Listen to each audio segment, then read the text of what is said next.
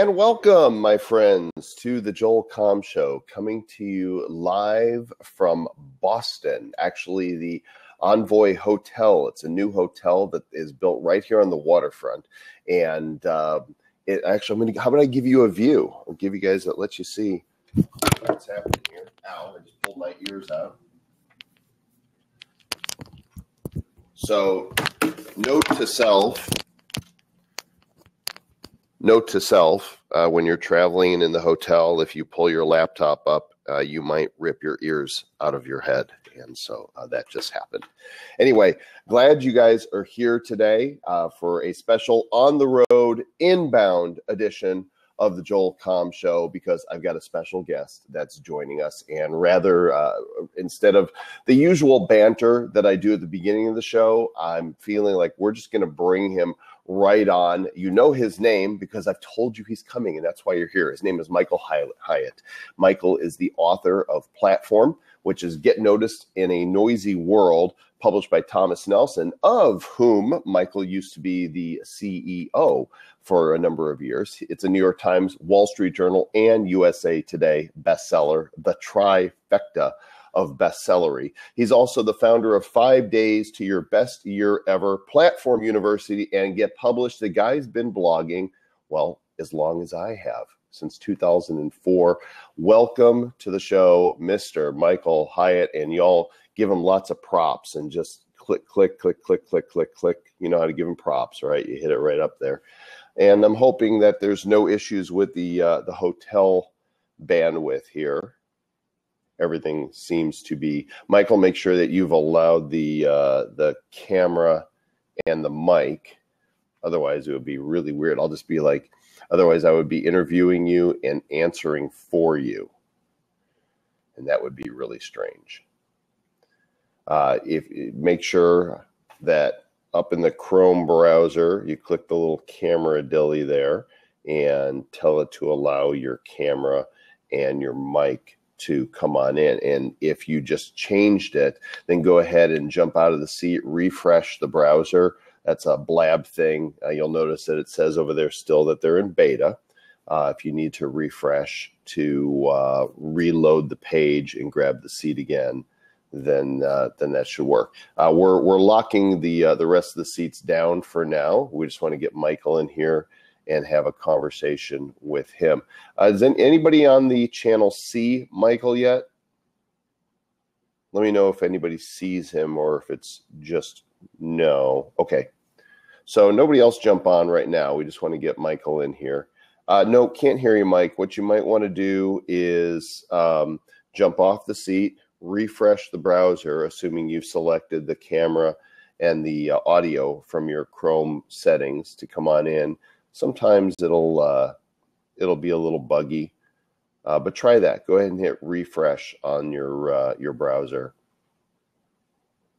And while Michael's working that out, I'll let you guys know that on Sunday, Perry Marshall is going to be joining us. I can't remember what time it is, actually. I don't have access to my usual studio stuff because I am on the road here in Boston. And one of the things I like about Blab is as long as you've got good hotel bandwidth, as I obviously do here, I paid the extra $12.99 so we could do the stream. You could really blab from anywhere. Michael, since you're still pulsing and trying to get in, I'm thinking it's in your configuration. And again, nope, we're not seeing you. I think that you need to refresh your browser if you have selected the camera up there. You click the camera and make sure you're selecting the mic. And yay for bugginess. Let's try this. I'm going to see if he's able to join again. Sorry, guys, technical difficulties. It's just life with the Blab and new technology. And remember, Blab still is in beta. Hi, Laughing Elaine, and a few welcomes to others who are here, Scott, Jeremy, and Linda, Marie, John is here, Joe is here, Walt, Deb, Don, Carrie, Travis, Elaine, Bill, Jeff. Those are just the names that I can see at the top as others are coming in. Go ahead and tell a little bird. And when Michael comes back in, go ahead and request a seat again. And we're going to see if we can get you seated and situated. Otherwise, we're not going to have much of a call, are we? No. I'll give you guys a view here from the hotel while you're coming in. I'm here in Boston. Those of you that are from here or have spent much time here will recognize the harbor. Nice hotel too. This new hotel is it's called the Envoy. I think it's a Marriott signature hotel. And I mean, here, check this out. Oh, let's see if Michael's can get in this time here. And survey says, come on, Mike, we're pulling for you, buddy. We're pulling for you. Everybody just pull them in here. Pull them in here. Stelzner just hopped in the room. And Mr. Hyatt seems to be having problems. We're going to get there, though. We're going to get there. And when we get there, it's going to be an incredible thing. So, again, Mike, you might want to double check that you have allowed your camera and your mic in Chrome to get in. While we're waiting, hey, Stelzner, why don't you go ahead and jump in here for a second while we're willing Mike to come in, because I know you're coming out here to Inbound in Boston in a day. I think you're coming tomorrow, maybe the day after. But if you want to come join me here for a moment, that would be just fine. I think Mike Stelzner is at Content Marketing World, and it's the danger of having two events that are both awesome at the same time. They say the third time is the charm, and they are correct. Hello, Michael. Hey, Joel, can you hear me? I can hear you. I can see you. You have just out-handsomed me. So welcome. Dude, it's good to be on the show with you. This is fun.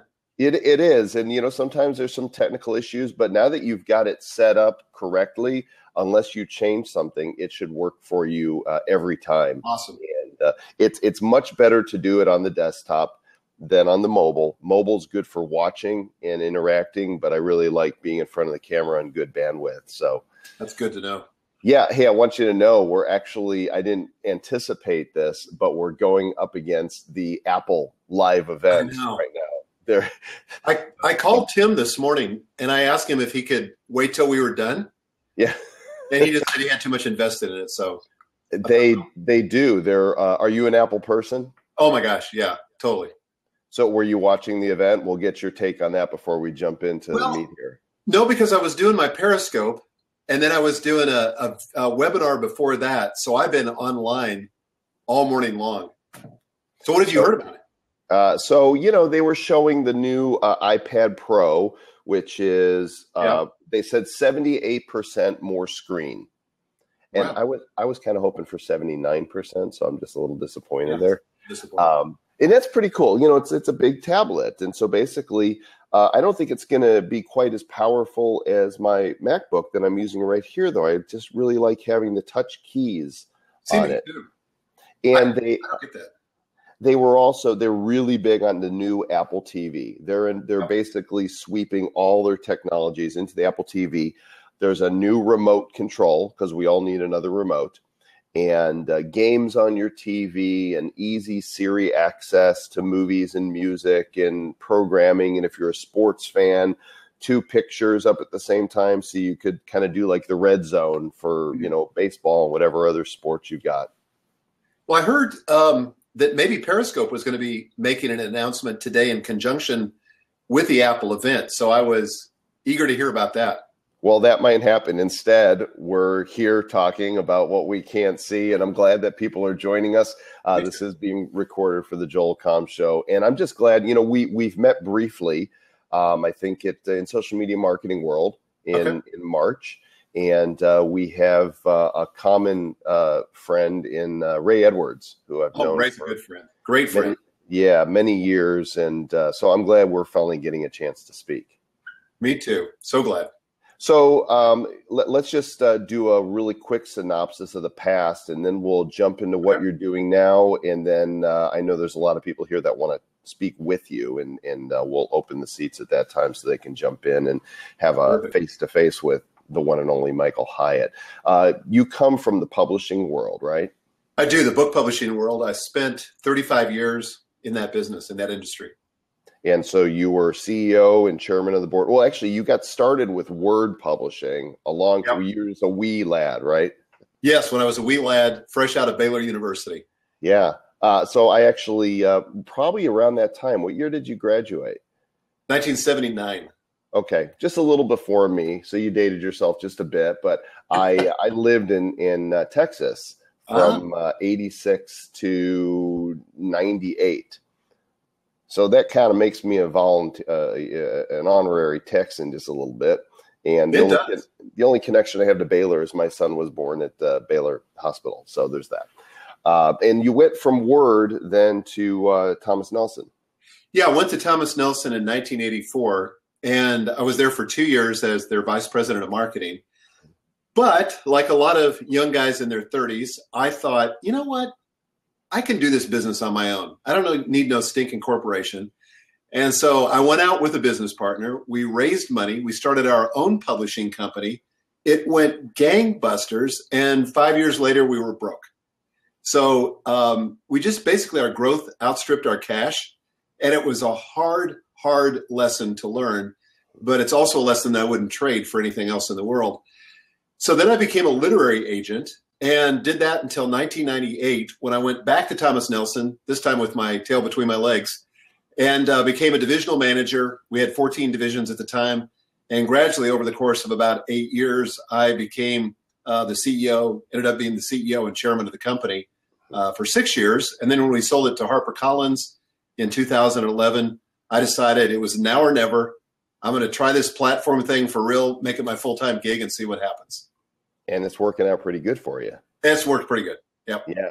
Well, and of course, the most important takeaway for our listeners and viewers is that apparently Michael has a tail because he went with it between his legs. So a little bit of information there. You don't need to show us. We'll just take your word for it. If you guys that are here in the room could go ahead and tell a little bird, just click the button over there. And we go out to the Twitters and tell more people what's happening here. So, interesting history in book publishing, and you might know I've done a dozen books and have had my experience with a few different publishing houses. Never had the honor of working with Thomas Nelson, but it's certainly on my radar at some point because I have some ideas for that market because I'm actually part of that demographic myself.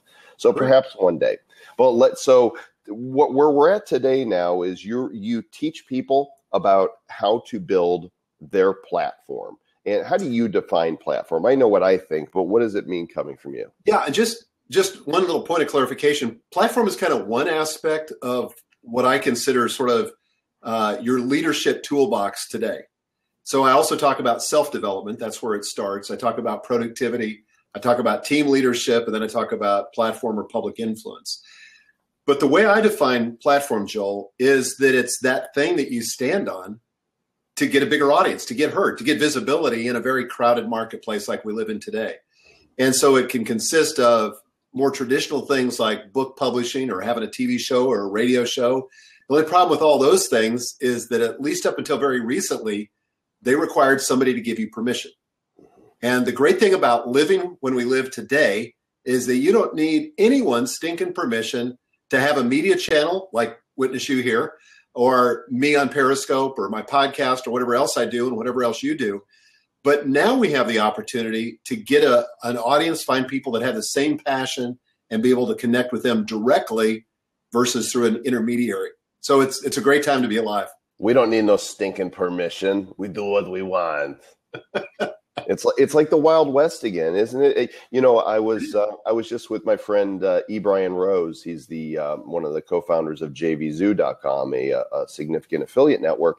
And I told him I was getting ready to do my blab with you, and he said, it's like your own little pirate radio. You're in your mom's basement and you're broadcasting your show. I'm like, it kind of is like that. It's like when ham radio, became a thing, and all of a sudden people were able to broadcast over the airwaves. Now we're broadcasting over bandwidth and we're using video. Do you ever think that the conventional TV networks ought to be taking notice of Blab and Meerkat and Periscope? I mean, I find myself at night now, instead of watching shows at night when I'm winding down, I'm watching Periscope because I find it much more niched to my interests, much more entertaining because I usually know the people or have some kind of connection with them, or I feel like I'm more connected. But I think this is the future. I've no doubt. And this is your first Blab really to participate in, and you'll see that this is a different beast. I liken Meerkat, Periscope, Facebook Live mentions, those are apples, and they're different types of apples within the Apple family. And this is an orange. Whereas, those apps are one to many, and you get some feedback via comments, but it's really, if you're not talking, then there's no show. This is more, as Steve Cozart, who's a blabber, has said, more like a town hall, whereas the others are like a concert. And we engage and interact, and you'll really see the flow of that as we open it up, and people just kind of cycle through, and you get to see fans and readers, people who've experienced your content face to face, and really for celebrity in a safe environment, right? They're not in your face, but yet you can communicate to them just in case there's a crazy stalker. I think I'm going to like this. I can already begin to see the potential of this, and I've watched a few Blabs, and I could do the Facebook thing, but because I've got a verified account, but that really hasn't interested me. And Chalene Johnson is somebody that I follow closely, and she's done both. But I should say she's not doing Blab. She's doing Periscope and Facebook. But she likes that immediate feedback that you get on Periscope, and I can see on this, it even takes that to the next level. It does. And you are, as a guy who's barely touched this and yet having the vision for this replacing TV, I've got to tell you, I do 2 shows and I've been using Blab quite a bit. This has reinvigorated my podcast because I'm actually recording this right now, and then we'll upload it to my Libsyn account, which goes to iTunes so people can take the audio on the go. I'm uploading the video to YouTube and embedding it into a blog entry on joelcomm.com. And then the evening show that I do semi-regularly late night, usually 10 o'clock Eastern, with Vincent Vincenzo, or we call him Vinny Blabberino now, is called Blab Talk Live, and it's more of a late night format. And to get to your point, there are people that late at night won't come on camera because they're in bed watching us entertain instead of watching Netflix or Hulu or whatever, because they're feeling more connected. So I think you're spot on. People are going to be tuning into programs from those that they know, like, and trust, because there's so much more opportunity to connect with those people now versus some impersonal program that they're watching on TV. Well, the funny thing is, when I first started on Periscope, which was about 28 days ago, so I'm doing this 30-day experiment. So my wife was totally opposed to it. She just said, look, honey, I'm not going to tell you not to do it, but I have zero interest, less than zero interest. And now she's addicted like I am. So we're watching shows in bed together late at night. It's been awesome just to see what's happened to somebody who experienced it and then got sold, who thought they were against it or thought they weren't for it. But once they experience, it's like crack. It totally is. And there's a number of people that I've been able to introduce to the platform now. And here I go talking Blab again. I just promised somebody I wouldn't talk about Blab on Blab, but it's always like that when you bring somebody new in because they're experiencing it for the first time. Now, in your mind, you've got to be thinking, okay, how can this be used for platform building? What are your initial thoughts? Well, I think it's probably, let me just say where it's the same as Periscope, in the sense that it gives me the opportunity to connect more immediately with my fans, to get their direct feedback, their real questions, and I can, apply whatever I've got to share in those contexts. But unlike Periscope, it gives me the chance to bring people on and give them a voice. And I think, that's my heart anyway. That's why I started Platform University at platformuniversity.com, because I wanted to help people build a platform. I wanted to share the stage. I'm not one of the guys that feels like I got to have the stage for myself. I want to be able to share that. But I'll tell you, here's the most interesting thing to me, and this is a little selfish, but the most valuable thing to me about live streaming, regardless of the format, is the capability that it's developing inside of me to deliver content on the fly. Now, I'm a kind of guy that over prepares. So if I'm going to give a speech, I'm going to work 80 hours on it. I'm going to be memorizing stuff. It's stressful, to be honest. And I shoot a lot of video, a ton of video for my different online communities. And, you know, it's always stressful. I'm doing a video shoot next week and then another one the week after, and I'm already beginning to prepare. But I love stepping into an environment like this where I've had no opportunity to prepare and can just kind of freewheel it and get the input and create it on the fly. And it's a little bit like, are you a musician at all? Hack. I'm kind of half too. Yeah. But it's kind of the thrill of improvisation. I used to play in a jazz band when I was in college. And part of the thrill was that you're on stage in a live environment and you see whether you can come up with it or not. Absolutely. And when you do, when you're in the moment and you're in the groove and it's all working, you know, it's awesome. And when it's not, you know, you learn something and you get better next time.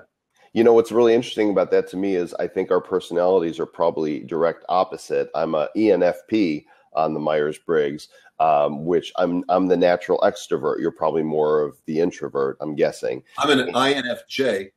Yeah, we're half opposite. So you're an INI, I'm an Audi, and what's the last one? Perception, judging, I think. And judging, right? It's how you make decisions. You're more analytical, which is why you'll take, you know, weeks before to create a presentation.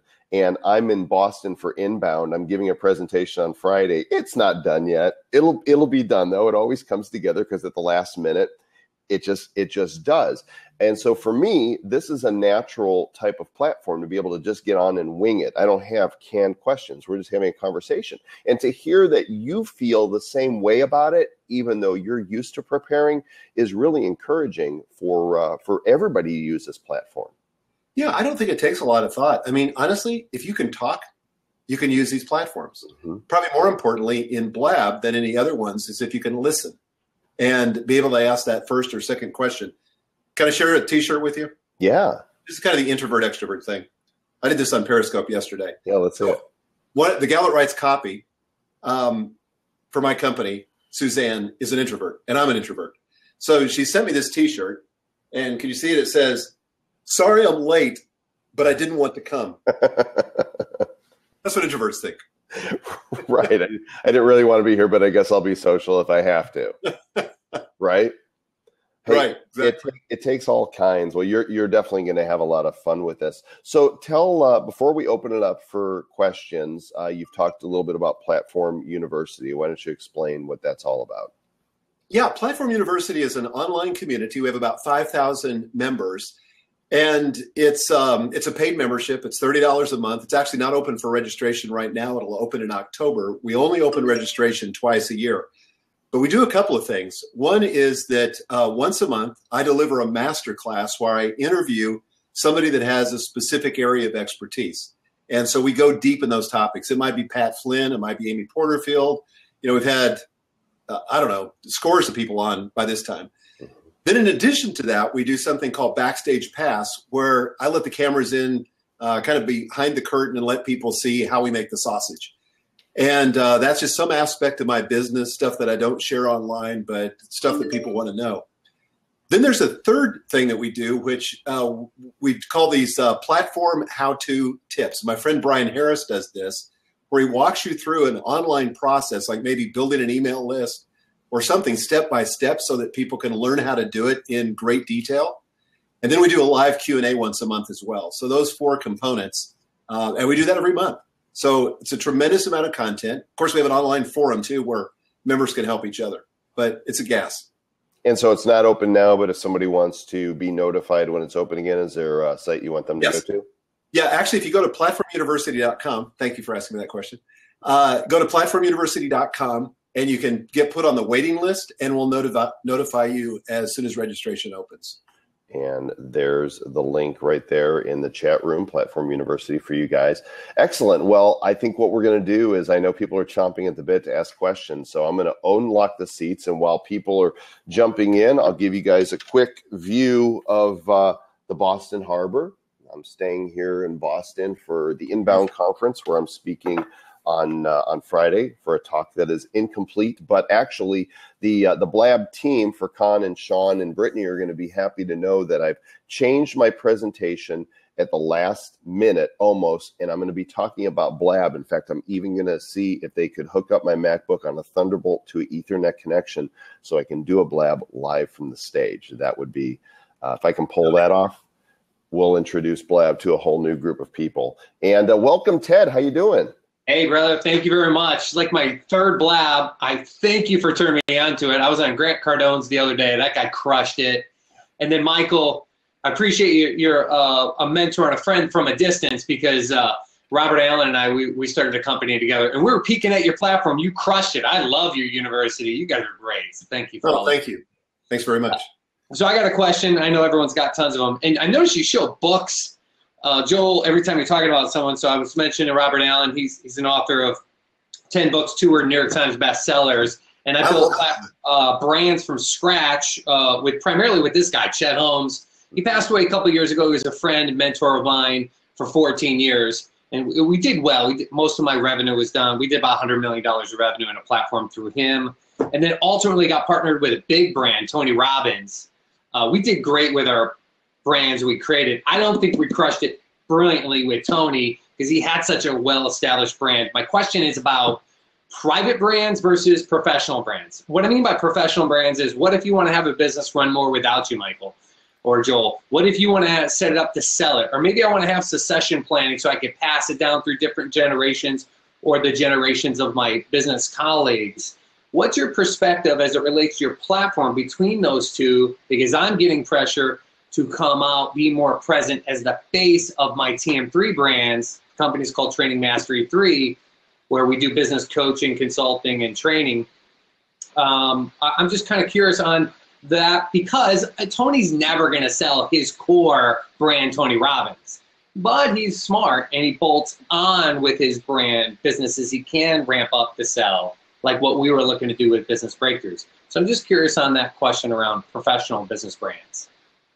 That's a great question, and honestly, I get it all the time. And here's how I think about it, because I'm interested in a legacy also. You know, I want my work to outlive me, and so does my daughter who's running the business. You know what I'm saying?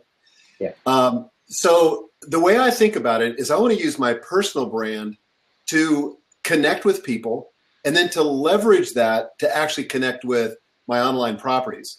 So we're being very intentional about this and very thoughtful about how we're doing this. So, for example, we have spun off Platform University to its own website now. And one of the things, we haven't announced this yet. In fact, there's probably people from Platform University on this Blab session, but I'll just tell you what we're thinking strategically. So we're going to have an open blog that'll be open to the public, probably starting in the spring. Also a podcast in the spring, to which I'll contribute, but I won't be the only voice.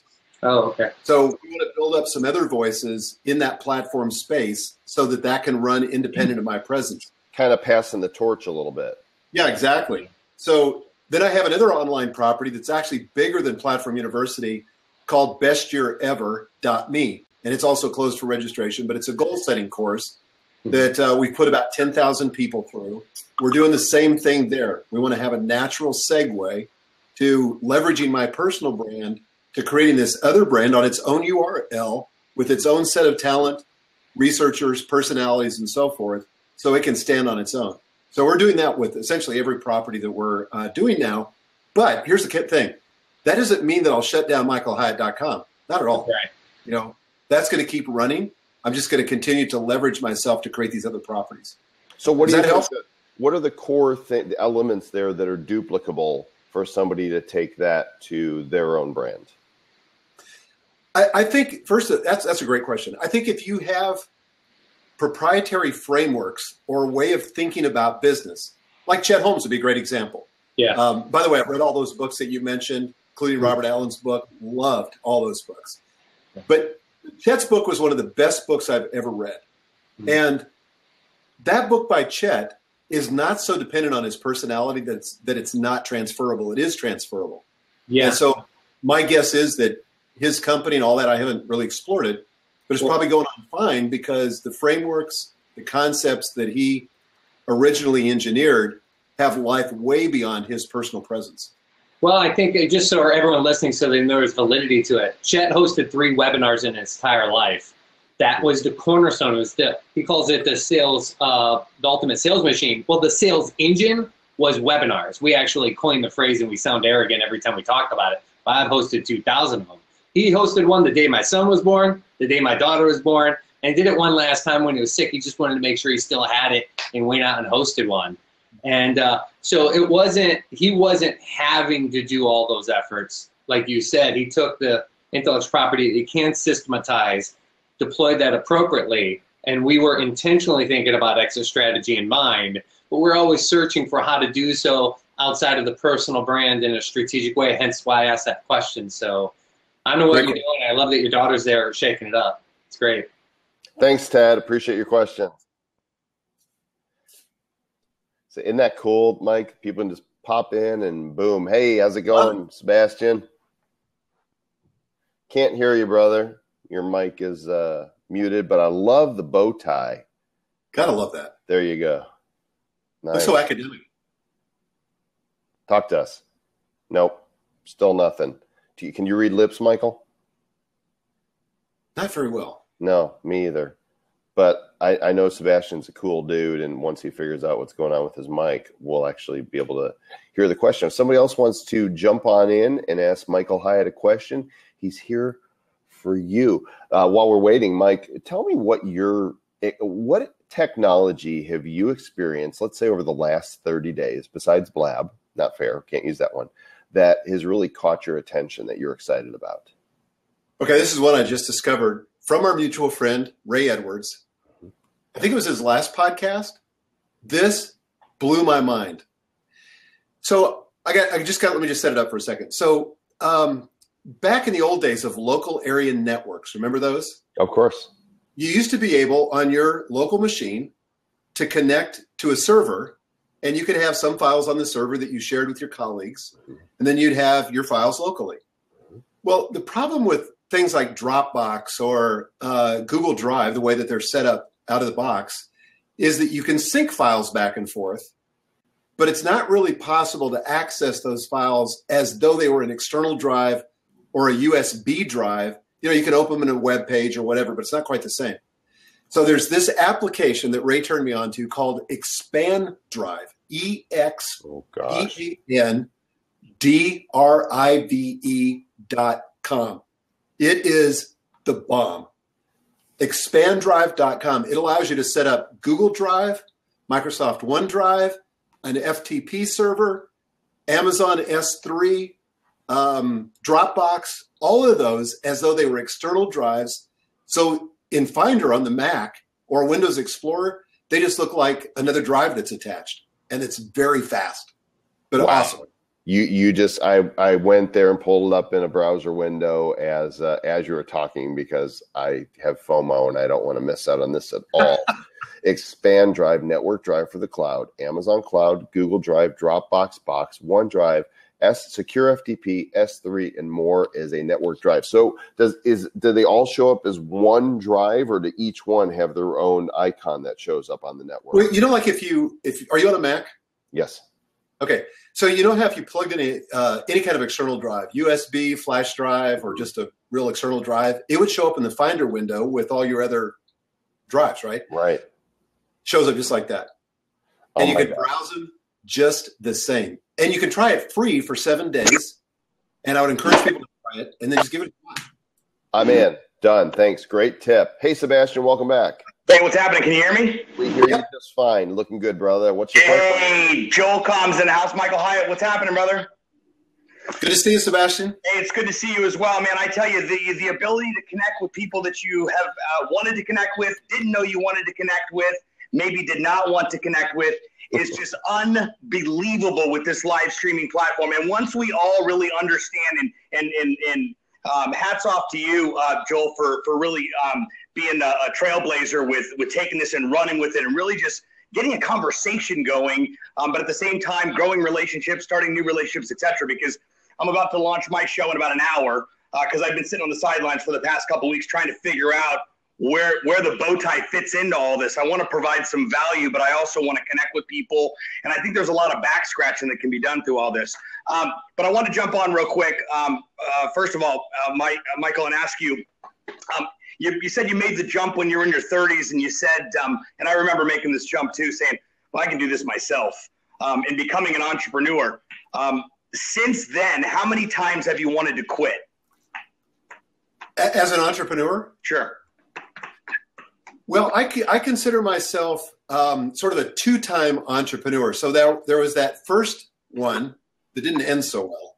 And there were several times I wanted to quit because it got big and hairy and I didn't have enough experience really to navigate some of the things that I was being asked to do. And the worst part about it was I was operating on other people's money, which I don't recommend. You know, my business now is a multi-million-dollar business. I owe no money. I have no investors. I'm in total control. So I make mistakes, a lot of mistakes, but they come out of my pocket. I'm not having to answer to shareholders or somebody else for my mistakes. But I would say now I mean, I have bad days like anybody, but I can't remember the last time I wanted to quit. What else would I do? I love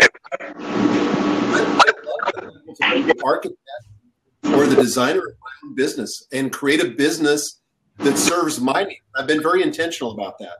So, for example, my wife and I like to take 30 days off every summer. And so we call that our sabbatical. And so we built a business around that. We said, this has got to be a business where we're going to take off 30 days a year at one time. I'm going to take 4 one-week vacations. I'm going to take every weekend off. How can I build a multi-million-dollar business that serves my life rather than sucking life out of me? Sure.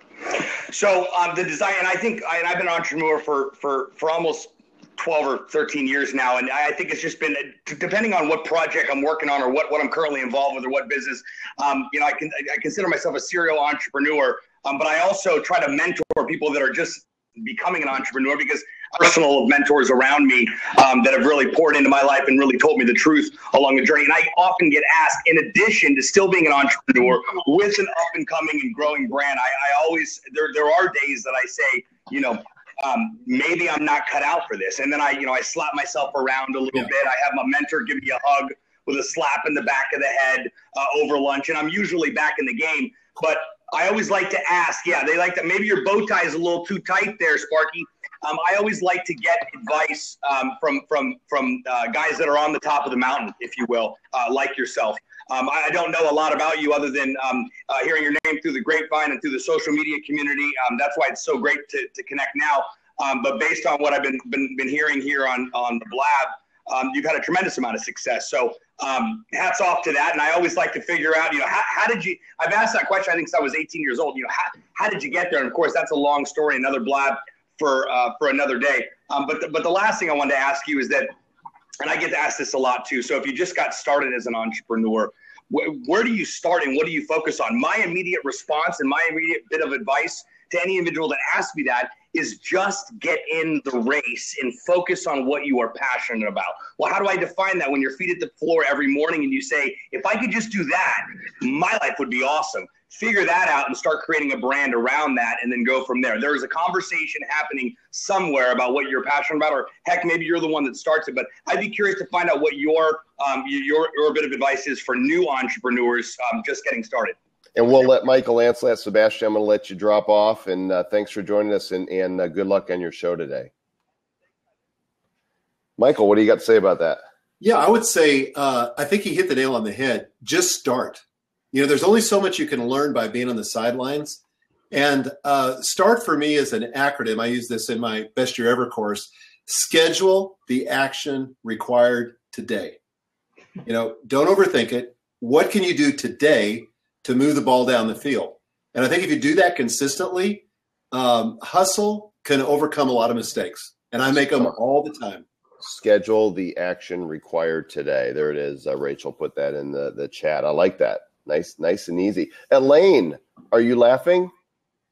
Yeah. Hey, I'll take a deep breath in. Ha ha ha ha ha. It's contagious. Well, I'm glad you're here. Anyway, so I'm thrilled to be on this screen and here with Michael Hyatt as well. And, the emergence of Blab has emerged from, I would say, the consciousness of humankind, because it needed this kind of platform where the people with the messages in their heart, really wanting to connect with people, now they have a chance.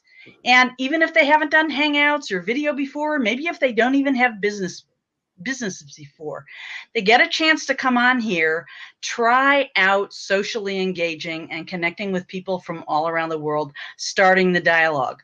And of course, they can start out here and not even record anything and have it on any permanent thing. They can just get started. As we say, you're a natural. Version 1 is better than version none.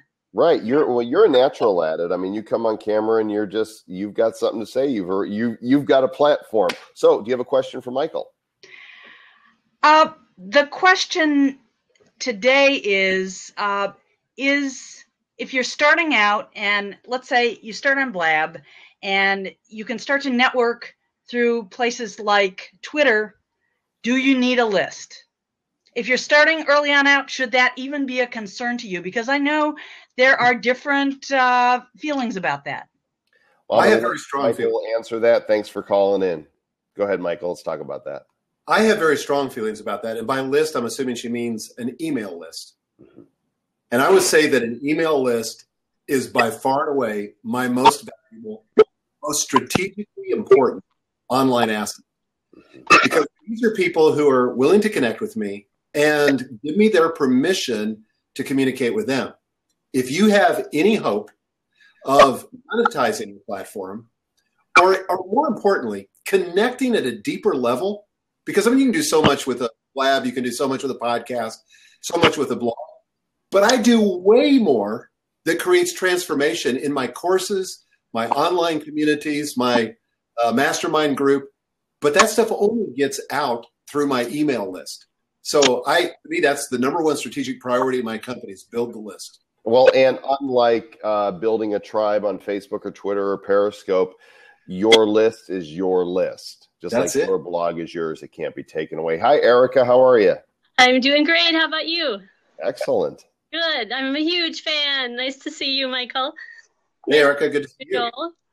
I'm going to apologize in advance. This is going to sound haughty, selfish, conceited, but you're the best person to ask this question of. I am wicked smart and driven, super driven. I'm really fast on the uptake. I read a ton and I move on it. My question is, how do I meet coaches and how do I find mentors that can move with me at the pace I want to move at? Because what I find myself doing is hooking up with mastermind groups that serve each other as accountability partners. I don't need that. I don't need motivation. I don't need accountability. I'm executing. So how do I find a coach or a mastermind group or a mentor that will move with me at the pace I really want to get to? Great question. Take it, Michael. That is a great question. You know, for me, I've basically had to pay for that, you know, and I'm willing to pay for that because I'm willing to invest in my own future. So, for example, right now I'm in Dan Sullivan's strategic coach group, and one of the best investments I've ever made in my life. But Dan has one. I've got one called Inner Circle. Joe Polish has one called Genius Network. You know, there's a lot of them, but you generally have to pay to get that kind of access and to get that kind of help. The problem I have is probably the same problem that you have, and that is I outgrow the groups. And one of the best ways to do that, I mean, is to invest in a group that hopefully you won't outgrow. There you go. You guys tuning into the Joel Comm Show. I've got Michael Hyatt here with me today. We've got time for a few more questions, and please don't be offended when after you ask your question that I remove you from the blab. It's so that we can let Michael answer, and we've got a lot of people waiting to come in. So, Friar Wade, how are you? I'm doing well, Joel. Good to see you and talk as well. Good afternoon, Michael. How are you doing? Good, Wade. How you doing? I'm doing excellent. Two questions. One is, are you actually using a stand-up desk right now? Yeah, I'm on a stand-up desk that I had built custom for my new office, and it's terrific. I love it. Well, I got a stool too, but well, you know why I asked that is because you've had a couple of blog articles about using the stand-up desk and why you should have one right now. So it's been great following you all these years on from Twitter and to the Blab to the Blab and now onto Blab here. Question is, you was talking about that mailing list. On which platforms? The second, once if you're focused on developing that mailing list as your proprietary deal, what platform, or what would it be, a blog that would be the second thing that you would incorporate into your social media platform? Well, here's the thing. You've got to develop something that gives the people the opportunity to join your mailing list. So that's why I have a blog. You know, I'm kind of like the guy at the food court in the mall that's handing out samples. You know, I'm hoping you come in and buy dinner. So, and buying dinner from me means you sign up for my newsletter list. So that's why I've got a blog, but I'm always trying to convert everybody to the email list. So that's, you know, very prominent on my blog. It's going to be even more prominent with the new design that we're refreshing a little bit.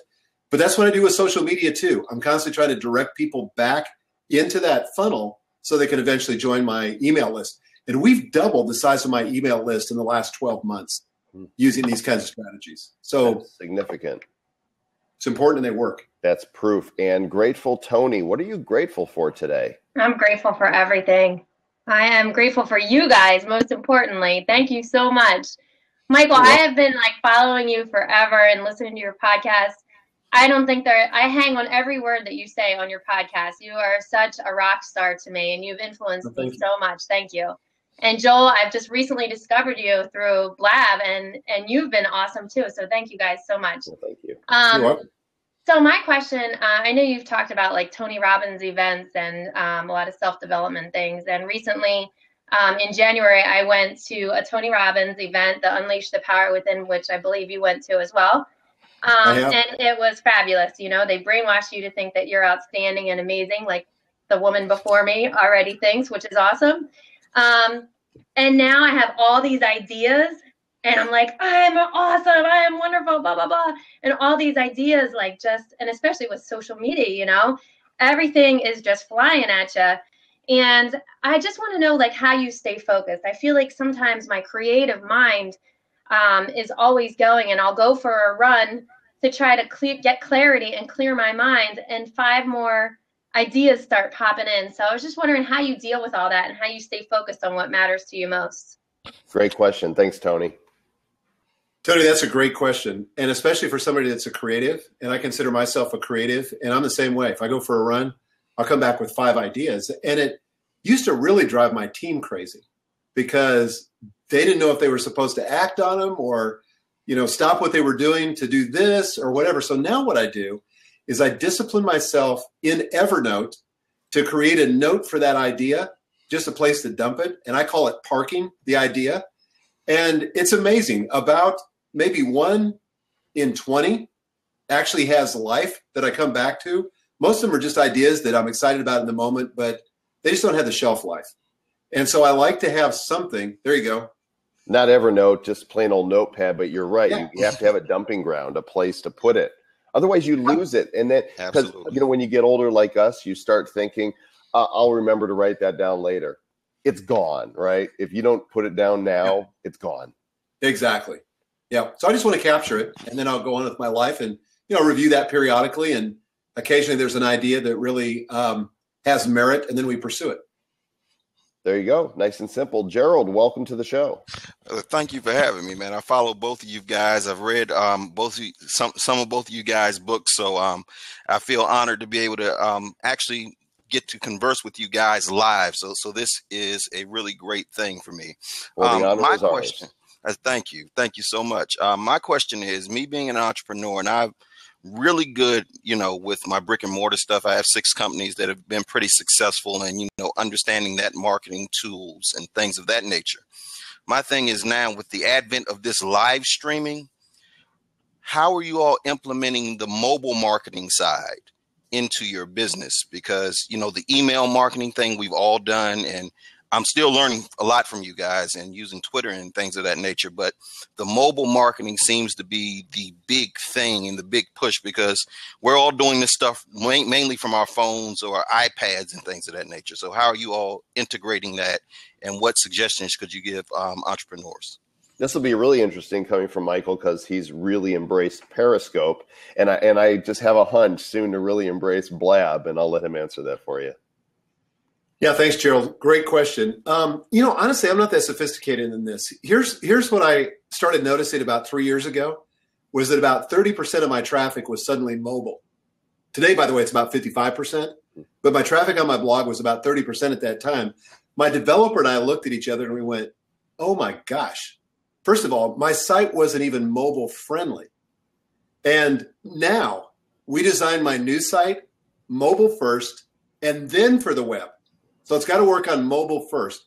So it's amazing to me. I just went to somebody's site the other day that should know better, somebody whose name you would recognize, and the mobile site was a disaster. It wasn't mine, was it?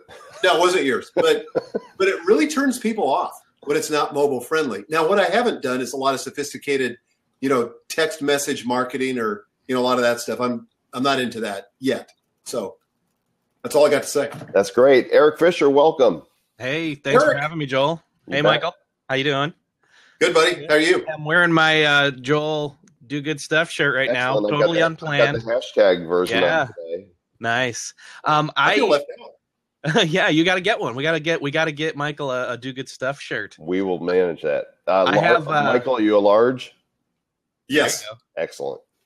I'm a little bigger. Michael, my question is a follow-up to these parked ideas in your Evernote. How do you decide when it's time to go mine that Evernote for a new idea and decide when's the right time to pluck one out and decide if it's the right time to move forward on something? Okay, I'm going to give you the honest answer to this, Eric, because I know you're a geek. By the way, on your Myers-Briggs, are you an INTJ? Yes, I'm pretty close to you. Yeah, I'm an INFJ, which means that you follow through better on systems than I do. Okay. So here's the deal. I rarely go back and look at those ideas. I park them there, and it gives me a sense of psychological relief. But the ideas that really have merit kind of pursue me. And so I'll share them with my team also, and without any obligation on their part to follow through on them, but just to kind of get their ideas. And if I'm not getting traction there, and I've got a pretty large team now, well, I mean, for a small business, I got 15 people. And when I share the ideas with them, if they don't glob on it, then that's kind of dead for me. That's like my first group that I try out ideas, but the ideas kind of have to pursue me. Isn't that interesting? I have a sense of destiny with the way life unfolds. And I think we're probably tracking there that if something is supposed to be the thing that I'm supposed to be doing, then doors will open, the right connections will come. Sometimes miracles will happen, and it just kind of unfolds before me. And other times the doors are they're just closed, and you go, okay, that's not it. Let's look at this. I have had the experience occasionally when I'm browsing back through Evernote, usually when I'm trying to reorganize it, because I've got to do a cleanup from time to time. And when I was using that app I was explaining to you, Joel, Expand Drive, I decided to use that as an occasion to reorganize my hard drive. And I found some folders with some stuff in it. And I was going, I can't believe I totally forgot about that project. And like one was a book manuscript that I'd written a couple of years ago. It's for an ebook. It was only about 20,000 words, but I totally forgot about it. So I brought it to the attention of my content creator. And I said, look, we need to resurrect this and get it ready for prime time. Isn't that funny? Sometimes the projects that you get excited about and you put it down, the time is not now, right? Yeah. It's not necessarily a no, but it can resurface, and the environment and the circumstances are right for now is the time to hit that thing. Yeah. Hi, Rachel. Hey, how are you guys doing? I'm so honored to be here. Fans of both of yours. Glad Thanks. You're here. What's on your mind? So many things. I'm a Blab addict. I hope there's a recovery group that's starting up soon. You're a Blabaholic, and you do this Blab rehab. I do. I'm desperate need. So I had a question that I would love to hear both you guys respond to. And Michael, it's so amazing to have you here as well.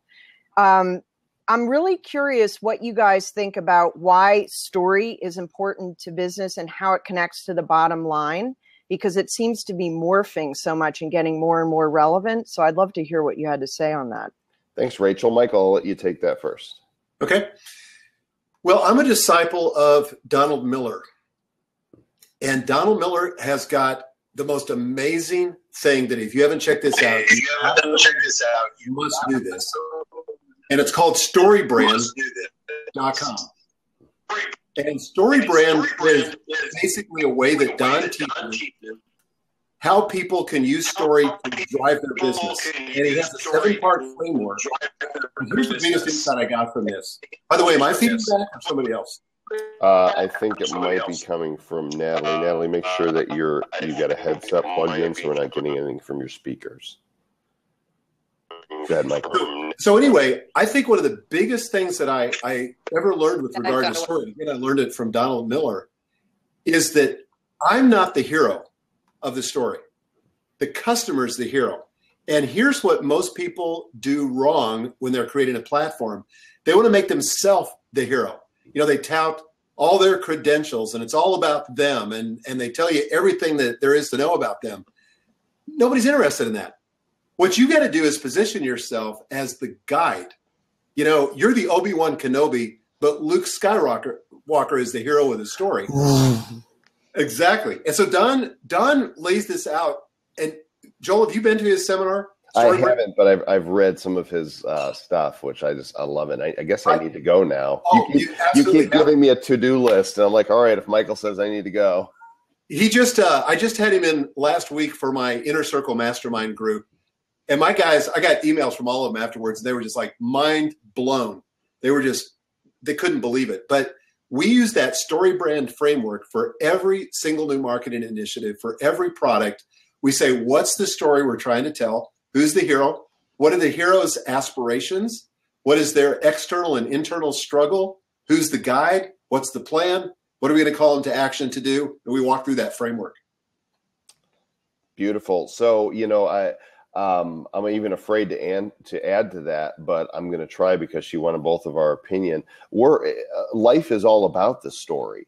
And I think any brand that fails to connect with their customer on a story level with a beginning, a middle, and an end is missing out on our primal human instincts of needing to be taken on a journey, whatever the product is, even if it's something as simple as a can of Coke. The best commercials that come from Coke, there's a story there, right? There's good feelings, and we have to touch the emotion. You know, being here at Inbound, I just heard Brene Brown speak and give the keynote this morning. Oh, she's awesome. And she is awesome. She is such a great storyteller. I think she had one slide up for the first half of the keynote and told this one lengthy story around this one slide of her family going to a lake in Austin on vacation and what they learned and what she learned about engaging with her husband and reading into people and motives and so on. And she said, people, I got to attribute this fully to her. She said, it's said that we are thinkers that occasionally feel. But the truth of the matter is that we are feeling beings that occasionally think. Yep. And the story touches the feeling. We got time for one more question because I want to respect your time, Mike. Nick, welcome to the show. Thank you. Nick. I love your platform book, Michael. I use it as like the foundation for anytime I'm like working with a new client for marketing. I'm like, this is like your foundational, like you have these components in place just to start. I know it's an older book now, but it's totally relevant to me. Thank you. It's amazing we can stay older when it's like only a couple of years. But my question to you is, you've alluded to it a little bit, but I was curious how much of the content that you create and write is guided by your audience and how much of it are you initiating? Because I've noticed with myself that almost a majority of what I'm doing is actually guided by the people that I'm working with and working for, less so than my own, like what I want to do. I kind of ended up just serving other people's needs. So that was my question to you, is how much of what you do for your following, and how much of it is something you started yourself? Yeah, I would say today about 75% of it comes out of my followers. And I just try to pay attention to the questions I'm being asked again and again, and the answers that I give. And the more I give, and particularly in these kind of live formats like this, whether this or hopefully See My Future or Periscope, you know, I find myself repeating certain things and sharpening my thinking and getting more clarity around my thinking.